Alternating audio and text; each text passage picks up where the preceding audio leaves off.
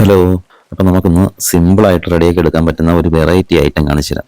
അപ്പോൾ ഈ സാധനം കണ്ടപ്പോൾ തന്നെ നമുക്ക് എന്തായാലും എല്ലാവർക്കും മനസ്സിലായിട്ടുണ്ട്. ഇത് ഒരുവിധപ്പെട്ടവരാരും കഴിക്കാൻ എടുക്കുന്നതല്ല. നമ്മൾ ചിക്കനൊക്കെ വാങ്ങുമ്പോൾ ഒന്നുകിൽ കടയിൽ തന്നെ പറയും അയ്യോ അത് വേണ്ട, അല്ല വീട്ടിൽ കൊണ്ടുവന്നു കഴിഞ്ഞാലും എടുത്ത് കളയുകയൊക്കെയാണ് ചെയ്യുന്നത്. പക്ഷേ ഇതെന്ന് പറഞ്ഞാൽ ശരീരത്തിന് ഒരു ദോഷവും ഇല്ലാത്തൊരു സംഭവമാണ്.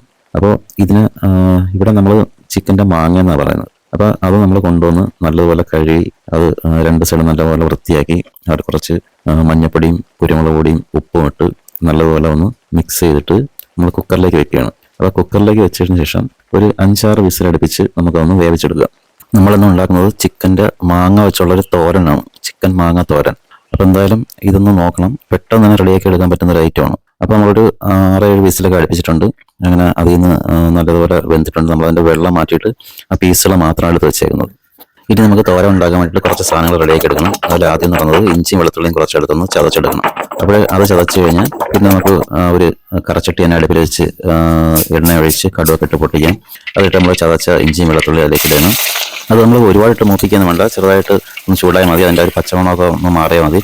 അപ്പോൾ ഇത് നമ്മൾ കുറച്ച് കറിവേപ്പിലയും കൂടെ അതിലേക്ക് ഇടണം. അപ്പോൾ കറിവേപ്പില ഇട്ട് കഴിഞ്ഞാൽ അടുത്ത സ്റ്റെപ്പ് എന്ന് പറയുന്നത് കുറച്ച് സവാളയും ഒരു 2-3 പച്ചമുളകും കൂടെ കണ്ടിച്ച് അതും കൂടെ അതിലേക്ക് ചേർക്കണം. അതിനെ ഒന്ന് ജസ്റ്റ് ഒന്ന് ചൂടായി വഴണ്ട് വരുമ്പോഴത്തേക്ക് നമുക്ക് അതിലേക്ക് ഇനി മസാലകളും കൂടെ ചേർക്കാം.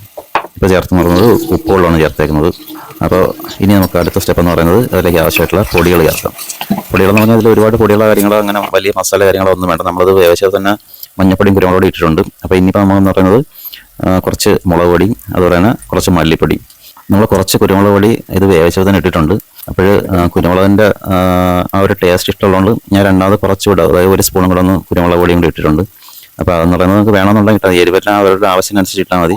അപ്പോൾ ഇത് തോരനായതുകൊണ്ട് വലിയ എരിവിൻ്റെ ആവശ്യമില്ല, എങ്കിൽ ഈ കുരുമുളകിൻ്റെ ടേസ്റ്റ് നല്ലതാണ്. അപ്പോൾ ഇതിന് നമുക്ക് ചെറുതായിട്ടൊന്ന് ഒരു മുളക് പൊടിയിലേക്കൊന്ന് ഒരു പച്ചമണം മാറുന്ന വരെ നമുക്കൊന്ന് മൂപ്പിച്ചെടുക്കാം. അപ്പോഴത്തേക്ക് അത് നമ്മുടെ മാങ്ങയൊക്കെ നല്ല രീതിയിൽ റെഡി ആയിരിക്കുകയാണ്. അതിൽ വെള്ളത്തിൻ്റെ അംശമൊന്നുമില്ല. അത് നമ്മൾ മസാലയിലേക്ക് ഇടുകയാണ്. അതിന് നല്ലതുപോലെ ഒന്ന് ഇളക്കി മിക്സ് ചെയ്തെടുക്കണം നമുക്ക്.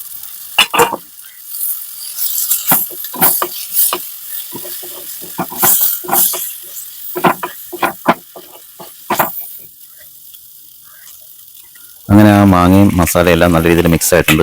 നമുക്കിനി ഇതിലേക്ക് ഇടാനുള്ള തേങ്ങ ജസ്റ്റ് ഒന്ന് ചതച്ചെടുക്കാം. അതൊരു ജസ്റ്റ് ഒരു 2 പ്രാവശ്യം റിവേഴ്സ് അടിച്ചാൽ മതി, അല്ലാതെ ഒരുപോലെ ഒന്ന് ചതഞ്ഞ പോയൊന്നും വേണ്ട. നല്ല ഈ രീതിയിലൊന്ന് ചതച്ചിട്ട് നമുക്ക് അതും കൂടെ അതിലേക്ക് ചേർക്കാം. അപ്പോൾ അങ്ങനെ ചേർത്തിട്ട് ഇനി നല്ലതുപോലെ ഒന്ന് ഇളക്കി യോജിപ്പിച്ചെടുത്താൽ മാത്രം മതി.